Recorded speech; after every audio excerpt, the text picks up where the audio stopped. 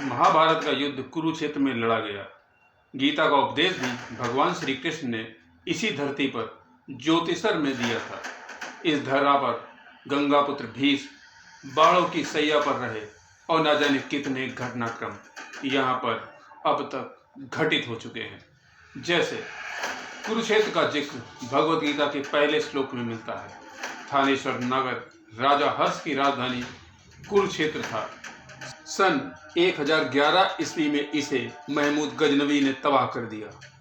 कुरुक्षेत्र जिले के करीब 88% हिस्से में खेती की जाती है और यहाँ ज़्यादातर 2 फसलें उगाई जाती हैं। यह क्षेत्र बासमती चावल के उत्पादन के लिए भी प्रसिद्ध है, लेकिन इस समय कुरुक्षेत्र की भूमि पर शतरंज की बिसात बिछ चुकी है। समय चक्र अपनी चाल चल रहा है और किरदार बोले तो उम्मीदवार अपने अपने रसूख का इस्तेमाल कर आगे निकलने की जुगत बैठा रहे हैं। जी हाँ, हरियाणा की कुरुक्षेत्र की सीट हॉट सीट बन चुकी है। कभी भाजपा से हार कर राजनीति से किनारा काटने वाले नवीन जिंदल अब की भाजपा के ही रथ पर सवार हैं और कमल के नाम पर वोट मांग रहे हैं। और मुख्य प्रतिद्वंदी के तौर पर चर्चित आम आदमी पार्टी के डॉक्टर सुशील गुप्ता की झाड़ू ने कांग्रेस के पंजे को किनारे कर दिया है। अब हाथ झाड़ू उठाए वोट मांग रहा है। इन दोनों को इनेलो के अजय चौटाला अपने चश्मे से घूर रहे हैं, अपने व्यंग बाण छोड़ रहे हैं, लेकिन जनता का मूड किसी को समझ नहीं आ रहा कि कौन यहाँ से बाजी मारेगा। परिणाम में यह देखना दिलचस्प होगा कि कमल के सहारे नवीन जिंदल आगे निकलेंगे या झाड़ू की सवारी कर डॉक्टर सुशील गुप्ता हैरी पॉटर बनेंगे। अजय चौटाला भी बाज की तरह इस सीट पर अपनी नजरें गड़ाए बैठे हैं। कुरुक्षेत्र में राजनीतिक लड़ाई छिड़ चुकी है। कभी यहाँ महाभारत की लड़ाई हुई थी, तब 2 पक्ष आमने सामने थे, लेकिन अब लोकसभा चुनाव में यहाँ मुकाबला 3 पक्षों में होने वाला है। फिलहाल कुरुक्षेत्र का जो सियासी माहौल है, उसे देखकर तो यही कहा जा सकता है कि भिड़ंत दिलचस्प होगी। कुरुक्षेत्र लोकसभा के अंदर दिलचस्प पहलू यह है कि यहाँ पर सर्वाधिक जाट मतदाता हैं, लेकिन इस समुदाय का कोई सांसद यहाँ नहीं बना है। कुरुक्षेत्र लोकसभा सीट का गठन 1977 में हुआ था और यहाँ पर 2014 में पहली बार भाजपा को जीत मिली।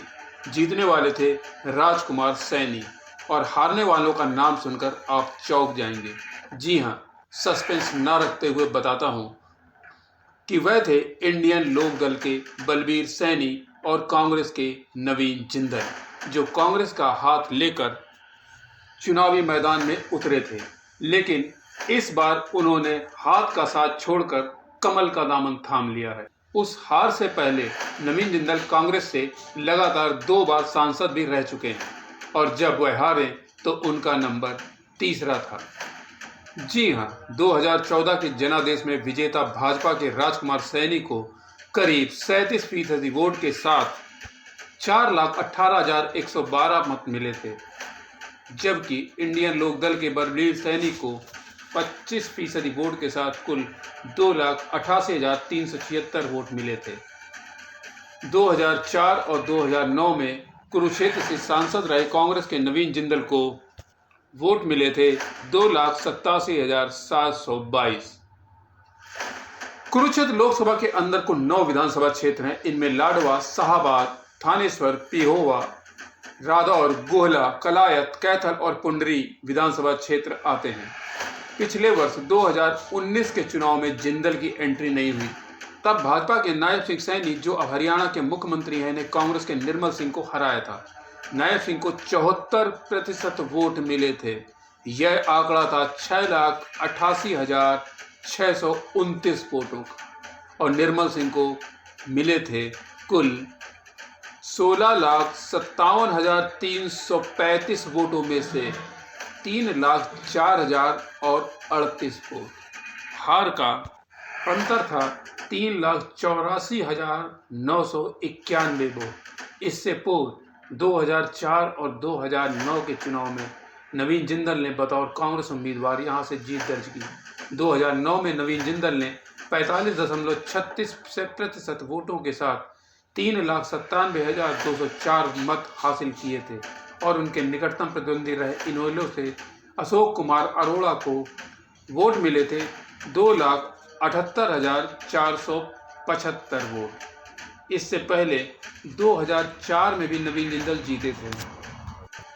तब उन्हें मिले वोटों की संख्या थी 3,62,054 और निकटतम प्रतिद्वंदी थे इनेलो के अभय सिंह चौटाला को वोट मिले थे महज 1,60,190। अब की बार भी ये दोनों चुनाव मैदान में हैं, लेकिन जिंदल कांग्रेस की जगह भाजपा के पाले में हैं और दूसरी ओर कांग्रेस के हाथ को किनारे कर आपकी झाड़ू चुनावी मैदान में इतरा रही है। नवीन जिंदल के पिताजी ओम प्रकाश जिंदल की यह कर्मभूमि रही है। वह 1996 में यहाँ से जीते थे। वैसे तो इस सीट पर पुरुष उम्मीदवारों का ही वर्चस्व रहा है, लेकिन इंडियन नेशनल लोकदल की कैलाशो देवी ने 2 बार यहाँ से जीत दर्ज कर चक्रव्यूह को भेदा है।